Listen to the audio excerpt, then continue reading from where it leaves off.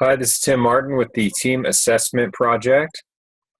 Just to overview the team that I'll be discussing, this is three team, and this is the team that I work with at ProSci, my workplace. Consists of three members, hence the name three team. This would be the VP Finance, the Assistant Controller, myself, and the Manager of Accounting.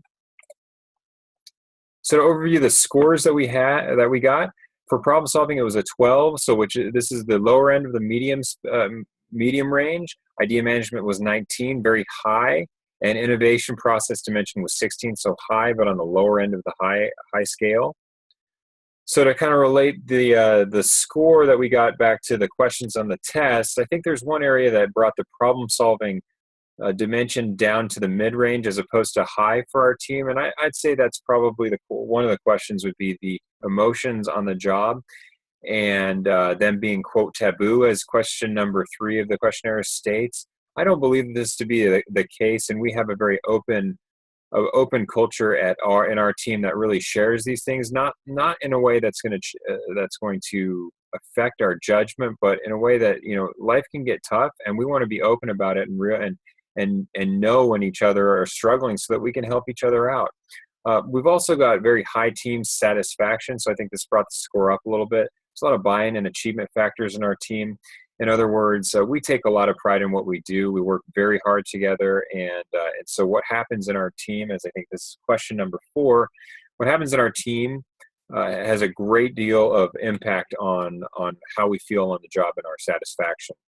Idea management was a 19, and I think this is for several reasons.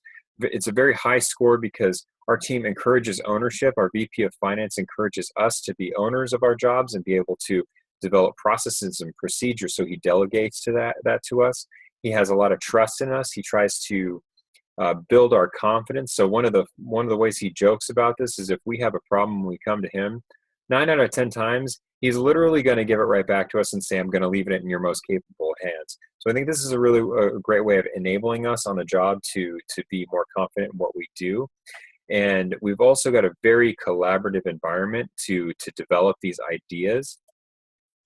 The innovation process was also scored high in the 16, at 16. And I think this again goes back to the culture that we've got in our team, which is a culture of increased ownership and responsibility.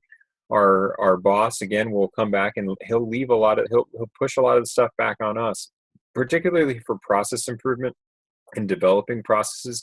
He doesn't develop a lot of those with us. What he wants us to do is be able to do that ourselves, and then we talk through it and challenge each other through those processes that we develop. And we have a learning process for how we really develop these and interact with each other and learn how to interact with each other better in this team environment. So for the variables of group dynamics that affect either success or failure, content and process is one of those that I think that we can do better on. So I've got the iceberg here from the text. The iceberg, the tip of it being content, the base of the iceberg being process. And I think that process is not well enough defined at times on our job. So we've got some duplication of efforts, some communication difficulties, some ambiguity in roles, and this is probably a little bit of a result of us being a small company with a very small team, but it's all the same, it's an area that I believe we can improve upon. But for process improvement, we do have like I said before, a culture of nurturing ideas. It's very high. We have a freedom to create processes, and our boss really values that, and the company values that. We also have a very high level of purpose in our team.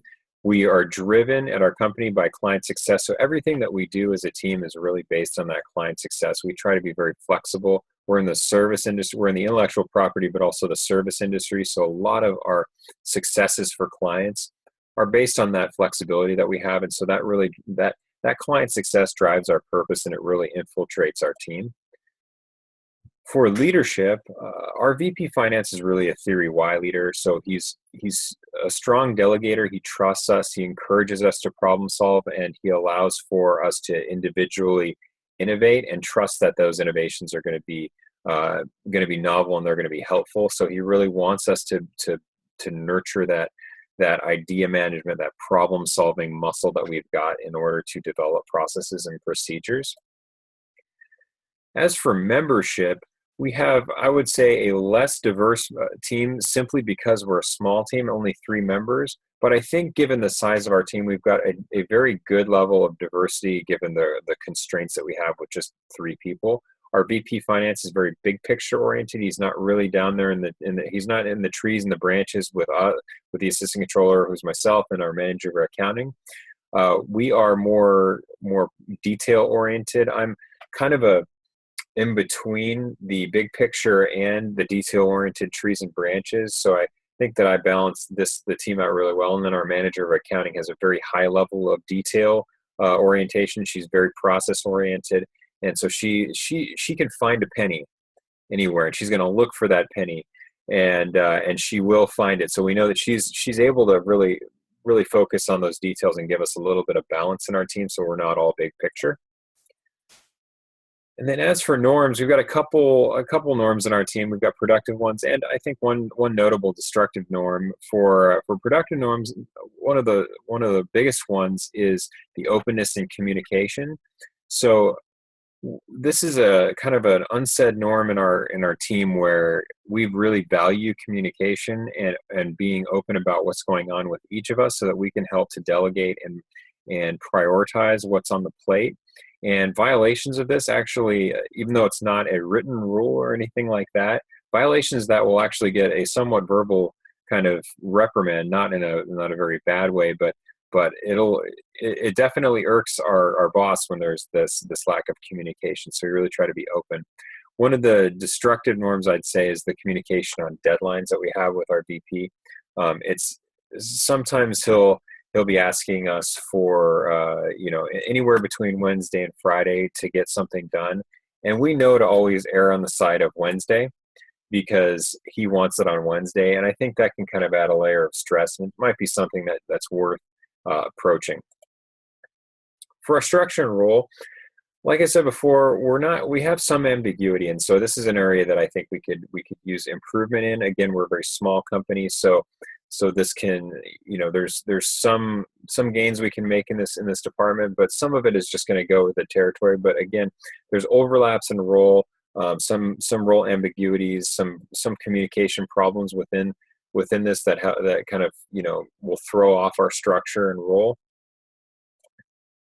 And then finally, just a couple of ways I think I can influence a team is to first transform the difficulty in communication norm, the destructive norm, to utilize an open and honest culture that we have in our team to kind of share that unsaid kind of rule about whether it's Wednesday or Friday, and it should actually be Wednesday.